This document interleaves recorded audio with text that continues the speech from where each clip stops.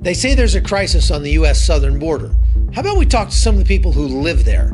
That's what we're going to do on today's Hot Zone. This is the Hot Zone.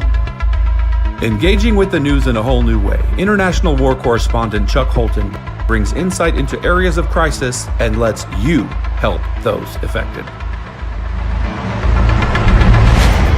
Hey folks, I'm Chuck Holton. Thanks for being with us today. I am en route to the U.S. southern border right now, and I'm going to be doing some reporting all week on what's going on this unfolding crisis. And yes, it is a crisis on the southern border of the United States. But today I want to bring in my good friend Ed Ashurst. He's a cowboy that has lived on the U.S. southern border, that runs a ranch that borders Mexico and has for many, many years. And if anybody knows what's going on down there, it's this guy, Ed Ashurst. So you can turn on CNN and you can listen to journalists interview each other, or you can listen to the Hot Zone and get exclusive reporting that nobody else is giving you. That's what's happening right here on the Hot Zone. Check it out. I'm going to give you, I'm a writer, I like books, I read books, and the highest selling book of all time, with the exception of the Bible, is A Tale of Two Cities by Charles Dickens. I'm going to give you a tale of two ranches. In Presidio County, Texas, am I leaning on you, Erica? No, you're good. You're fine. Go for it. In Presidio County, Texas, there is a very famous cattle ranch owned by a fellow named Jim White and his family. It's called the Bright Ranch, B-R-I-T-E. It's been in the same family for about 130 years. I don't know exactly. I have been there to that ranch. I've done a considerable amount of business with them, bought about 3 semi-loads of bred replacement heifers and some herd bulls. And in the course of the last 15 years, I became good friends with these people. Jim White and his family have suffered tremendously because of the narco Mexican combatants like Teresa was talking about. Their property has been molested, they've been molested, and I could tell stories all day long. Jim White is an interesting guy, one of my favorite people, and in his paraphrased own words, he said, I got to thinking about it. I was mad all the time. I was tired of being angry. I was tired of being molested. I was tired of the incompetence of the federal government. And I realized I was part of the problem. And he said, I decided that instead of being part of the problem, I wanted to be part of the solution. And so Jim White, he locked all the gates to his ranch, very large cattle ranch, and he left one gate open on the south end of his ranch. If the Border Patrol wanted access, they had to go down to the border and come in from the south. They didn't like that. They fought him on that. He took a considerable fortune of his own money and created a large Buckeye camera system on his property with real-time live photos going into his computer in his home. And he started helping the Border Patrol track these Mexican narco combatants that were crossing his ranch. Then, with the help of the congressman in that congressional district, a gentleman named Will Hurd, he became in contact with a company in Southern California named Anduril, A-N-D-U-R-I-L.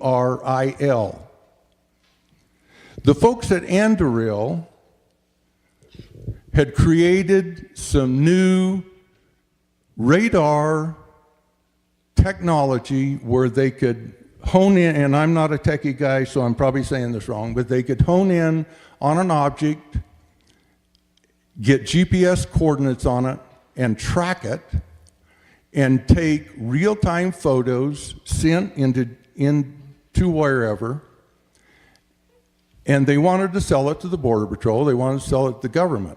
The Border Patrol has technology similar to this, but it doesn't work, whether it's out of date or incompetence, I'm not sure. But the folks at Anduril needed a place to test their equipment. So with Will Hurd's help, they came to the Bright Ranch, and they set up, I believe it was 3 of these radar facilities. They're quite mobile. They're a lot smaller than the Border Patrols, and they're about 10,000 times more effective. They taught Jim White how to maintain them and use them. This was about 15 or 16 months ago. In 3 weeks, they caught 4,200 pounds of dope, I don't know how many hundred of aliens, and within a month, they had totally shut the traffic on the Bright Ranch down. Not 80%, 90%, but 100%.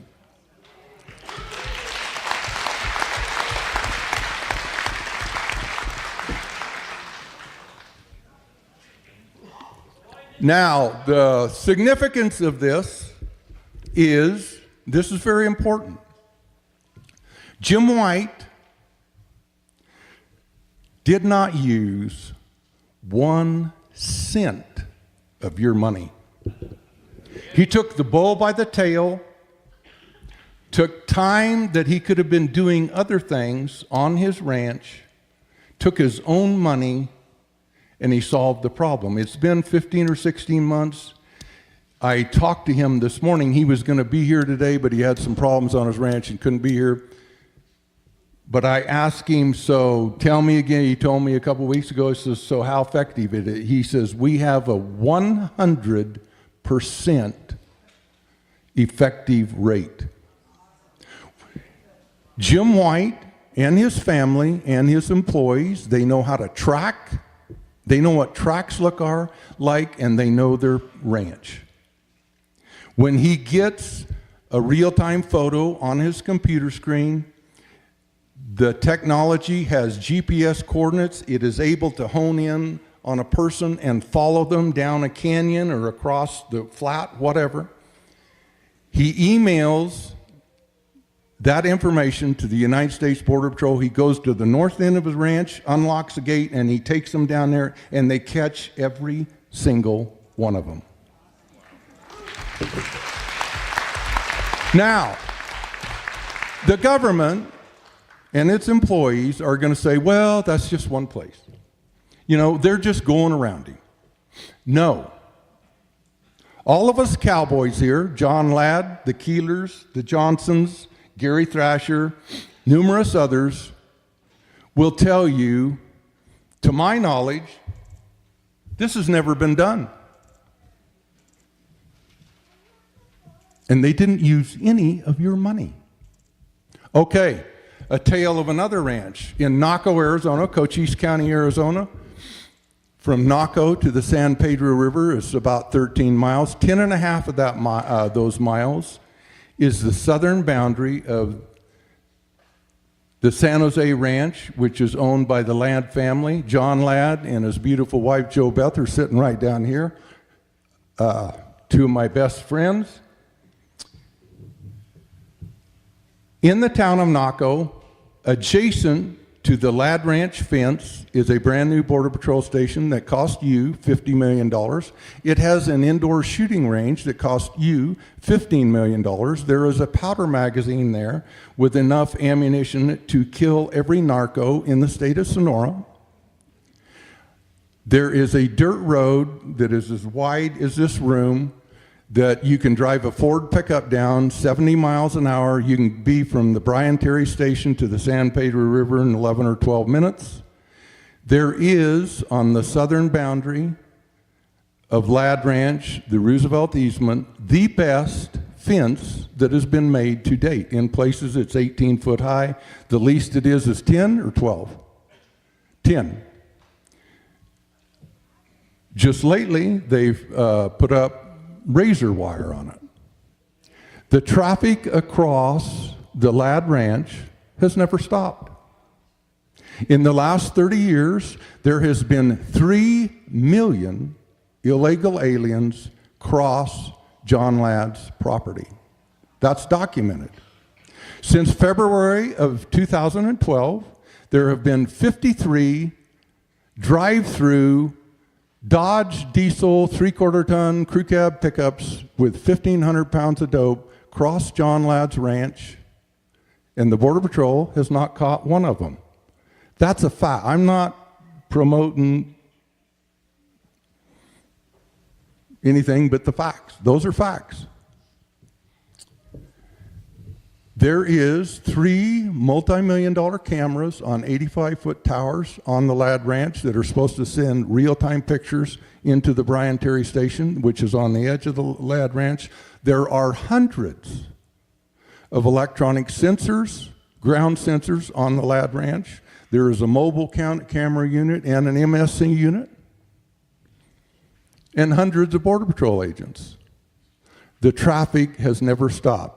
In the last few years, it is documented that the federal government has spent $54 million of your dollars on the Ladd Ranch, and the traffic has never stopped.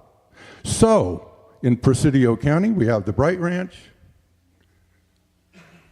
a Texan cowboy. I hate to admit it, man, them Texans can brag. He took the bull by the tail with his own money, and he shut the traffic down. In Cochise County, we have the federal government spending $54 million, and the traffic has never stopped. Those are facts, I'm sorry. What's the difference? The difference is motivation. Jim White is motivated. The federal government is not motivated. It's as simple as that. Okay, moving on. I have, in August of 2010, Lieutenant Colonel Oliver North came to my house to film a War Stories episode that I was in. Cochise County Sheriff Larry Deaver brought him there. North had with him an individual by the name of Chuck Holton. Chuck Holton had been an Army Ranger, was in the Black Hawk Down unit. I believe he was involved in the invasion of Panama when they captured Noriega. Chuck had got acquainted with North, and he became his cameraman. He also edited some of North's books. He also is author of 6 or 7 books of his own. He also is an independent war correspondent. He works for numerous media outlets. Chuck and North, for years and years, have gone all over the world filming war stories and turmoil on an international scale. They don't go to Tahiti and film the girls in bikinis drinking Corona beer. They go to Mogadishu, Baghdad, Kabul, and places like that. About 2 months ago, when Russ first called me and asked me to do this, I started gathering information. I called Chuck. I said, "Where are you at?" He says, "I'm on the border in Iraq, and we're sneaking into Syria tomorrow to film what's going on there." I asked him to be here today, but right today, he's in the Ukraine filming the unrest there. Chuck is probably the most knowledgeable guy about international politics, war, and suffering of anybody I know. When the caravans first got started, however many months ago it was, Chuck was sent to southern Mexico to research and find out what was going on. He spent quite a bit of time down there, several weeks, and he just roamed around talking to people, trying to be incognito and gathering data. He wrote a lengthy report, and I have a copy of it here. And I'm not going to read the whole thing, but I want to read several paragraphs here. So listen closely. This is about the caravans. The migrants are not being paid to join the caravan, but they are being organized, encouraged, and supported in their trek, organized by opposition political elements within Honduras who are themselves supported by Venezuela. Many people I spoke to today joined the trek because they saw the advertising for it on social media and heard about it on the local news in Honduras. They are being organized by a consortium of left-wing pro-immigration groups, including the United Nations, International Organization for Migration, whose mission statement states, IOM is dedicated to promoting humans and orderly migration for the benefit of all. Also, the International Migration Institute, a Soros-funded organization, gives money to the Alianza Americana, who has been tweeting from Mexico showing their group supporting the caravan. The Honduran and Guatemalan governments are officially discouraging this irregular migration, but have little to lose by it happening, since even in Honduras, if Honduras loses the 60 million or so they get annually from the U.S. government, the money Hondurans in the U.S. send back to Honduras accounts for nearly 20% of their total GDP. There are probably at least hundreds of people in this caravan who have been to the United States before and have been deported at least once, which would make them felons. 2 guys I talked to today had been deported 4 times. I have footage of one of them admitting to being deported. There are international observers who are following this convoy and claim to be impartial and only there to observe. I watched them insert themselves between police and immigration agents and the caravan today and defend the caravan. They are not impartial. 2 were from Spain, from the Swedish Fellowship of Reconciliation, and 1 from Mexico. This year, I have spent significant time in Honduras, El Salvador, Guatemala, and Mexico, and while the conditions in Honduras are certainly poor and there are problems with gangs, the vast majority of those people would not qualify for asylum in the United States. If these migrants are allowed to enter the U.S., why shouldn't the other 9 million Hondurans head north also? Chuck, after being there, little time went by and he came to El Paso and he went across to Juarez and he filmed migrants who had been stopped there and had not been successful in crossing, and at that point they had been deserted by these left-wing pro-immigration organizations, and they had at that point became pawns in those people's hands who are masters at maximizing people's misery, and by filming and reporting on that, they were able to make political points in Washington, D.C.